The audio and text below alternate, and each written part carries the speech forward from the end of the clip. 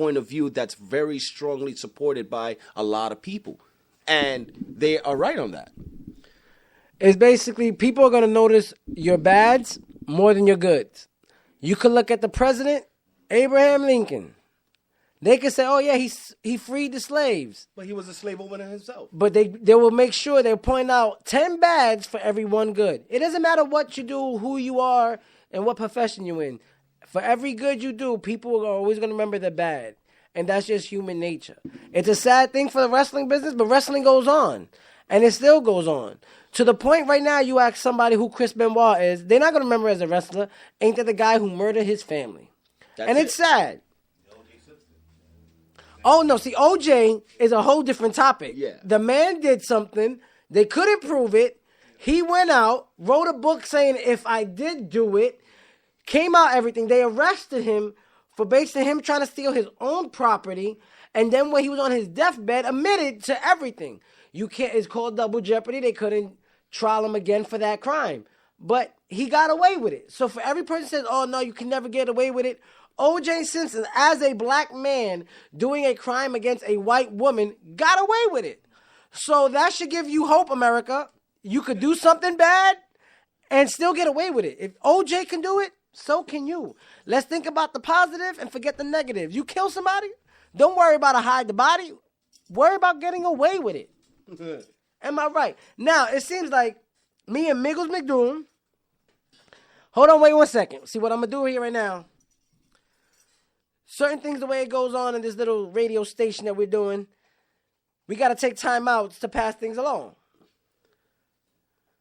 So, of course, Ash Hawkins is having his Chardonnay. See, he don't drink that little vodka liquor. He got to drink it. He got to do it classy. If he going to turn up, he's going to turn up classy. See, that's what this radio show is about. Churning it up in a way you never turned up before. It's real vision. Real. Keep it real. It's beyond ratchet. It's going past ratchet. Okay? You acting one way? Nah, they showing you a whole different way of what you thought certain way was acting. I like this show. I heard a few episodes and I like it. Yeah. You get to hear from your average Joe just an opinion. It really doesn't matter, to the whole world, but at least you get your voice heard. I liked it. I like it a lot. A lot of people may not know, but me and Mr. Ash Hawkins met at our job. Through my boy Miggles McDoom, who knew Vince Steele, which Ash Hawkins interviewed. We know Vince Steele way back. Yo, Vince Steele, what up? Shout out to your family. What's going on, buddy? But it's all a connection. People are brought together for a reason. I met up with Ash. For some reason, that clicked. We got into the studio. That clicked. Stuff started moving, and it just clicking automatically. If you don't mess with this man and what he does, y'all need to stop, think. If y'all drink. If y'all smoke. Take those few minutes to just stop and realize a movement that is happening. It may not be a movement you're used to. It may not be a movement you want, but it's a movement that is happening. Yeah. You can stand still and watch the movement, or you can move with the movement. Be part of the movement. And that's what we do. That's right. Razor Prime, Miggles McDoom, Bronx Hounds in the house. Yeah. Any other topic you want, Mr. Hawkins? Yo, that was good. Y'all supposed to be debating, man. Y'all was debating at first, and then y'all started agreeing with each other. I want y'all to disagree. I'm trying to do ask us a question that we can disagree on. Great minds think alike. Exactly. Wait. All right. Hey, all right. Wait. Time out. Okay, what's the question that y'all disagree on? Pick one. Pick one. That Chris Benoit thing is that's one of those things that's it's never gonna be resolved. Oh, I got one. Let's hear it. Okay, I got one. This is gonna be a good one. This is gonna take a lot of time too. That's why it's good. Yo, okay. Name your best top 5 wrestlers of all time, and which one is better? You understand what I'm saying? Yeah. I know y'all got your top 5. I know both of them are different, but which one is better? Okay, let's start with number 5. You go first. Okay, well, if you're looking at my number 5, I'll be real honest with you. Daniel Bryan, Number 5? Yeah. I like. It's a tie between Daniel Bryan and CM Punk at number 5. Okay. Wait, Daniel Bryan is your number 5. Who's your number 5? My number 5 will actually be automatically CM Punk. Okay. So who Number 4? Who would win out that match? Because that's both your top number 5. Okay, I mean, who would win? CM Punk. Those two guys are great. I can't. They're even very call great. I mean, I actually followed their history when they were in Ring of Honor. Yeah. You know, they have a long history. Like, a lot of people don't realize that, you know, when they went to the WWE, they're like, oh, no, these guys are like, oh, you know, whatever. But if you go to the independent circuit, they were like gods. Like, literally, like, they can't step into an arena of ROH in the independent scene without being crowded by fans. You know, they get into this major company, you know, and all of a sudden it's like, oh, who is this guy? This, that, and the third. Hey, so y'all both agreed that. But I would say CM Punk will take out Daniel Bryan. Okay. I What do you think, Razor? What do you think, disagree. Razor? You disagree? I think it'll be Daniel Bryan and CM Punk. Nah. It's one of those matches we gotta sit and watch and see how it goes. It's up there, both side to side. It is true. It is true. Even though that we have our own opinions with our own wrestlers as number 5, it's one of those types of things that you really do have to sit down and literally watch. Those are one of those epic battles that you will talk for years to come. Okay, Miggles, what's your number 4 then? No. Number 4. Who's your number 4? Both of y'all. It's kind of difficult. It's kind of difficult to say because there's a lot of famous wrestlers. I would say for me would be The Undertaker. Well, for me, number 4 would be Samoa Joe. Oh hell no. Who would win? Oh hell no. Well, if you're talking about WWE, I guess The Undertaker will win. But I guess if you go into like the independent scene, Samoa Joe will win. It's just one of those. Okay, no independent scene. No independent scene. Straight up. Then Undertaker will probably win. Yeah, Then Undertaker probably win. all the way. Just because Why? he's WWE made. That and the fact that he's an icon that has been in the business and been recognized for having an undefeated streak for over 20 But this years. guy's younger. He's younger. So what? So look it at the doesn't matter. popularity. He has more aerial moves than Undertaker. Right. Okay, given. But as an icon as The Undertaker, when you ask, like, let's say 100 people out on the street, who would you rather root for in a fight between Samoa Joe and Undertaker, they'll know Undertaker more than Samoa Joe. Mm-hmm. Just because of the fact that he has brought a certain type of vibe within the business. And a lot of people is not going to forget that, especially the streak. Every WrestleMania that he's been in up until recently, he's been undefeated. There's a lot of people that's going to remember that. Now, if you decide to vote for Samoa Joe, and a lot of people, like the majority of the population that watches wrestling, who the hell is Samoa Joe? A lot of people think he's a nobody, but he is an up-and-comer. I give the guy credit, don't get me wrong. He is an accomplished wrestler. He has done everything that he has to do to get to where he's at. Not taking anything away from the guy. But Undertaker, as far as I can only say as far as the popularity, because a lot of people know The Undertaker more, he would be able to win in the fight. Okay. How about number 3 then?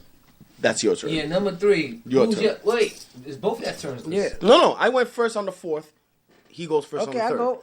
Number 3, hands down, Macho Man. I think at the time he was so colorful. He was this spazzing out character that tried to keep his composure. He had a beautiful lady on his side, but he reminded me of one of those men that I disagree. would check if you check his woman. You know what I'm saying? I disagree.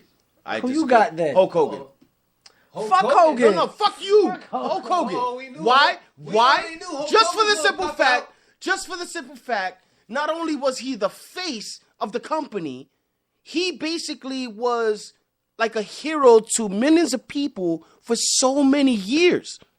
When Macho Man came in, he felt like he was second string compared to Hogan. That's why they had that feud. A lot of people don't realize that. You actually gotta have to think about it. Okay, you really have to think about it. I'm gonna take it out of anger. I'm gonna be personal. Me being half black, he like using the N-word way too much. Very much.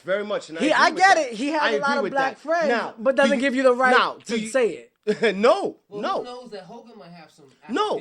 Do you remember the episode? Who knows? Who knows? Like. Do you maybe remember? He feels comfortable. Maybe he feels comfortable with that because maybe he did a DNA test and he probably feels comfortable with that. No. Okay, but if he did that, Nobody asked him that. I'm just being an advocate, man.